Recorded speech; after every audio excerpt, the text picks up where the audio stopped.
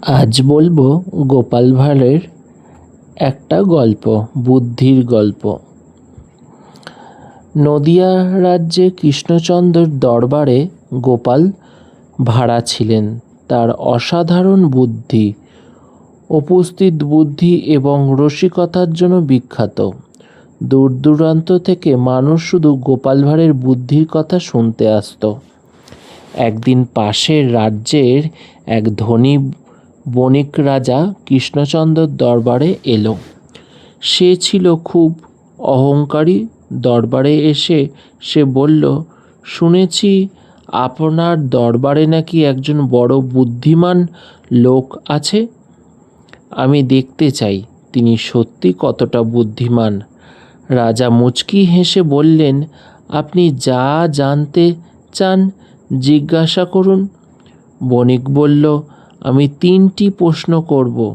যদি উত্তর দিতে না পারে তাহলে বুঝব ওই দরবারে সুনাম শুধু কথার কথা। রাজা সম্পত্তি দিল। গোপালয় শান্তভাবে দাঁড়িয়ে রইলেন। প্রথম প্রশ্ন ছিল, পৃথিবী কেন্দ্র কোথায়? গোপাল সঙ্গে সঙ্গে একটি লাঠি এনে দরবারের মেঝেতে একটি জায়গাতে টুক করে বললেন, এই যে এখানে পৃথিবী কেন্দ্র। বণিক অবাক হয়ে বলল, এর প্রমাণ কি? গোপাল হেসে বললেন, আপনার যদি সন্দেহ থাকে তাহলে পুরো পৃথিবী মেপে দেখে আসুন। যদি এক চুলো এদিক ওদিক হয় আমিও হার মানব। দরবারে হাসির রোল পড়ে গেল।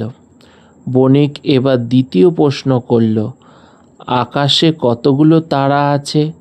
গোপাল একটু ভেড়া এনে বললেন, এই ভেড়ার গায়ে যত লোম আছে আকাশে ঠিক ততগুলো তারা আছে। বণিক বিরক্ত হয়ে বলল, এটা কিভাবে প্রমাণ করবেন? গোপাল উত্তর দিল, আপনি আগে ভেড়ার লোম গুনে নিন, তারপর তারাগুলো গুনে মিলিয়ে দেখুন। দরবার আবার হাসি ফেটে পড়ল। এবার বণিক শেষ প্রশ্ন করল, বলুন তো আমার মাথায় এখন কি চিন্তা চলছে?